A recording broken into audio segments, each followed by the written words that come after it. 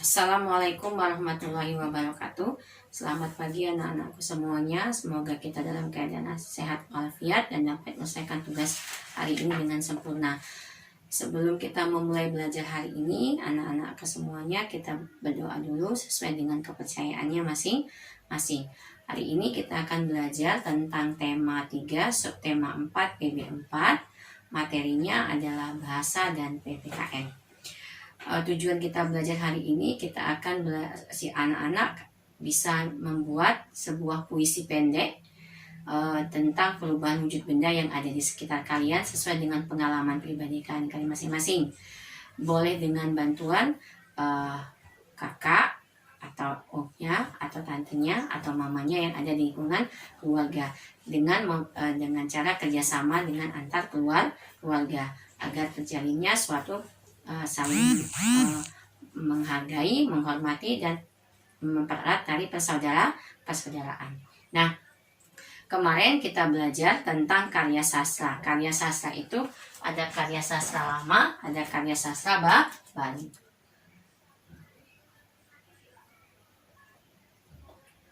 Yang pertama lama, yang kedua baru.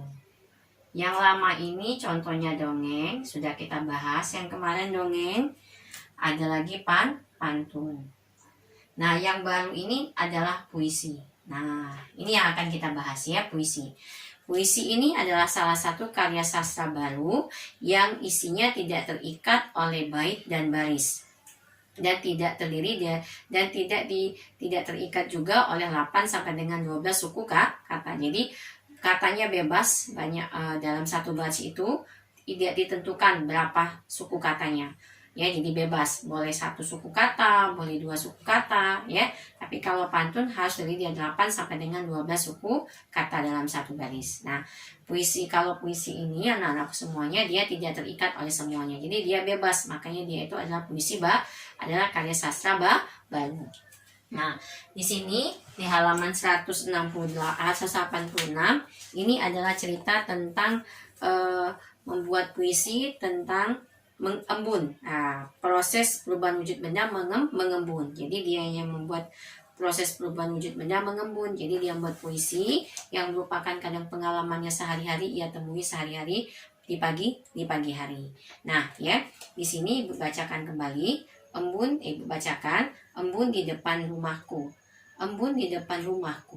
Setiap hari kulihat ketika aku bangun tidur. Bangun pagi untuk ke sekolah. Embun di depan rumahku yang selalu menempel di rumput-rumput liar.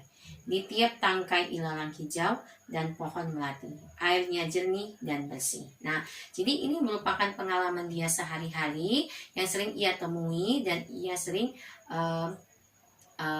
alami, ya. Nah, jadi kalian nanti akan Budini tugaskan dengan cara membuat puisi tentang perubahan wujud benda yang ada di sekitar kalian,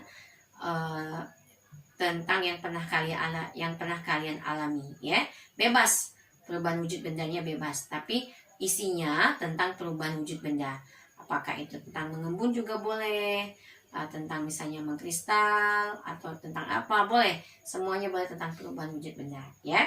Nah, kalian buat nanti jangan panjang-panjang, jangan juga terlalu pendek, ya. Nanti Budini akan berikan contoh, salah satu contoh membuat puisi yang puisi pendek, tapi setelah kita membacanya kita tahu, oh begini. Jadi sederhana aja nak, buat puisinya nanti sederhana aja. Nanti ini Budini buatkan contoh puisinya tentang perubahan wujud benda, ya, yang pernah kalian alami sehari-hari, ya.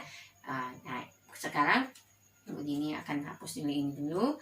Nanti Budini akan membuat sebuah puisi yang tentang perubahan wujud benda. Oke, ya.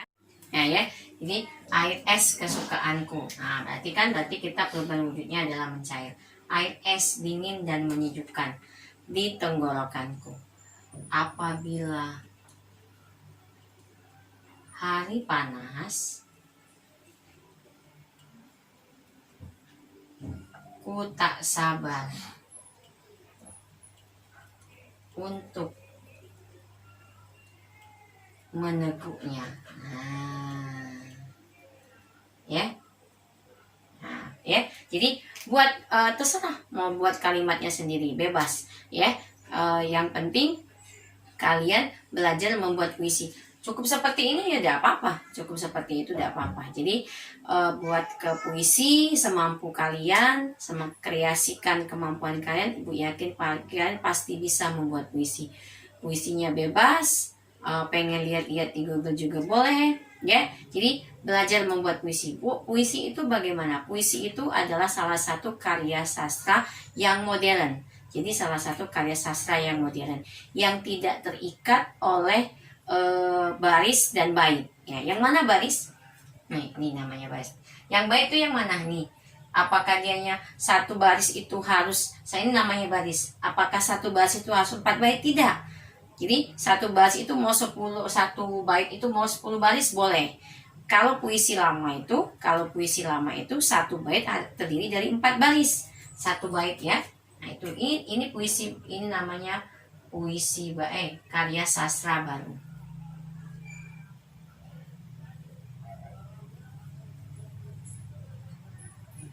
Contohnya itu puisi. Nah, ya. Jadi karya sastra yang baru, puisi. Jadi puisi itu merupakan karya sastra baru. Dia tidak terikat oleh bait dan baris. Kalau pantun, kita kemarin sudah belajar ya, ada belajar pantun, sudah belajar tentang dongeng. Nah, dongeng itu adalah salah satu contoh karya sastra lama. Nah, sekarang kita belajar membuat puisi, yaitu salah satu contoh karya sastra yang modern atau karya sastra baru. Jadi dia tidak terikat oleh baris dan bait. Mau dalam satu bait itu mau 2 baris tidak masalah. Mau dalam satu bait itu ada cuma misalnya 3 baris juga tidak apa-apa. Mau dalam satu bait itu 10 baris sudah itu selesai puisinya juga tidak apa-apa ya. Kayak contoh yang ini nih. Dia tidak terikat ya nak ya. Dia tidak terikat oleh berapa baris. Pokoknya dia tulis aja semau dia. Ya, dia menulis puisi ini kalau Bu Dini lihat dengan kehidupannya sehari-hari yang sering ia temui di pagi hari ya. Di sini lihat. Embun di depan rumahku setiap hari kulihat. Ketika aku bangun tidur. Bangun pagi untuk ke sekolah. Embun di depan rumahku yang selalu menempel di rumput-rumput liar. Di tiap tangkai ilalang hijau dan pohon melati. Airnya jernih dan bersih. Jadi dia itu pengalaman dia pribadi. Jadi kalian boleh membuat puisi tentang pengalaman pribadi kalian. Kalian buat dengan kalimat sendiri. Kalian ini ya, buat jadi sebuah puisi. Jadi insya Allah kalian bisa. Karena ini cerita. Kayak ini kan air es kesukaanku. Itu kan tidak ada. Ini cuma buat-buat aja. Kalian pasti suka semua dengan es kan? Ini air es dingin dan menyejukkan di tenggorokanku. Apabila hari panas, ku tak sabar untuk meneguknya. Habis, selesai. Berarti ini sudah puisi nak, walaupun cuma berapa baris. Ya, jadi puisi itu adalah salah satu contoh karya sastra baru, karya sastra modern yang tidak terikat oleh bait dan baris. Ya, jadi bebas. Kalian mau buat berapa baris, kalian mau buat berapa bait, bebas. Jadi tidak terikat oleh itu. Jadi kalian mau misalnya Bu, aku puisinya pendek cak begini, boleh ya, boleh. Jadi ini adalah, jadi kita udah kalian bisa membuat puisi pendek ya. Ini namanya puisi pendek. Jadi boleh ya. Nah itu kalian disuruh buat puisi. Dan ini kalian tugas bahasa Indonesianya adalah membuat puisi.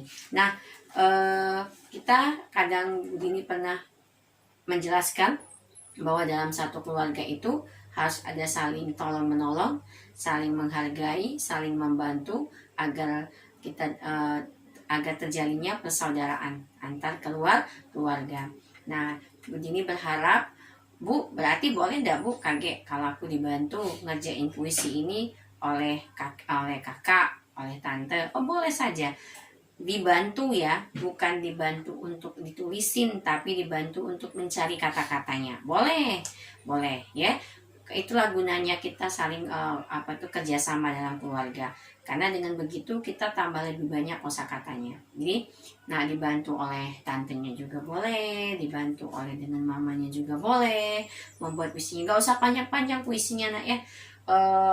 Beberapa baris aja, nggak usah panjang-panjang. Takutnya nanti kalian ribet, nggak ngerti dengan isi puisinya. Jadi lebih baik pendek seperti Bu Dini, pendek kan cuma ada berapa baris, tetapi ngerti apa maksud puisinya. Nah gitu ya. Jadi boleh kerjasama. Nah kerjasama itu saling membantu itu merupakan salah satu pengamalan Pancasila kita ya, untuk mempererat tali persaudaraan ya, untuk mempererat tali persaudaraan antar keluarga. Jadi apa untungnya kerjasama dalam keluarga? Pertama, mempererat tali persaudaraan ya, antara keluarga, saling menyayangi, saling menghargai, saling menghormati ya. Jadi kita bisa apabila sudah itu pekerjaan juga cepat selesai, yang semestinya itu lama kita mikirnya buatnya, tahu-tahu kita bisa menyelesaikannya karena dibantu cara mencari kata-katanya ya, bukan dibantu nulis dewek. Nah ya setelah terbuka dapet puisinya, ini puisinya yang bagus, kalimatnya bagus, baru disalin, baru dikirim ke classroom ya. Jadi kerjasama itu boleh dalam keluarga, tetapi kerjasamanya yang bagus, bukan kerjasamanya yang membuat kita jadi tidak mandiri, tapi kerjasamanya kita yang membuat ini sarankan kerjasamanya yang membuat kita untuk lebih pintar, untuk lebih maju, dan untuk lebih mandiri ya. Karena kalau kita mandiri, insya Allah kalau kita sudah sekolahnya sudah normal, kita sudah biasa menulisnya dengan sendiri ya. Itu masuk begini ya, kayak di sini nih, lihat. Kenapa begini belajar ngomong seperti itu, lihat nih ya, di sini ya. Nah di sini anak-anakku semuanya, di sini dia membantu ayahnya memotong rumput. Barangkali rumput di halamannya itu sudah pada tinggi-tinggi. Nah dibantulah oleh anaknya di sini membantu ayahnya. Nah ini kerjasama ini kan kalau cuma ayah sendiri aja tidak selesai tapi lama. Nah tapi kalau kita bantu, kalau kita tolong, pekerjaan menjadi cepat selesai. Jadi apa gunanya kerjasama, manfaat kerjasama itu? Ibu ulangi lagi ya, ibu tulis lagi.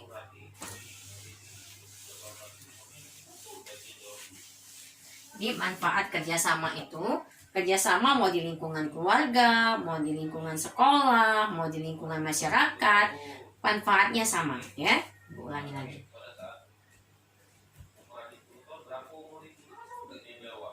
Manfaat kerjasama yang pertama, mempererat tali persaudaraan. Yang kedua, pekerjaan menjadi cepat selesai. Menjalin persatuan. Yang keempat, pekerjaan menjadi ringan. Nah, dalam manfaat ini anak-anakku semuanya, bahwa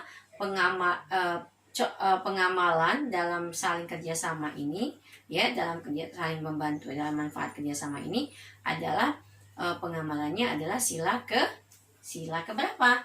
Sila ke-8,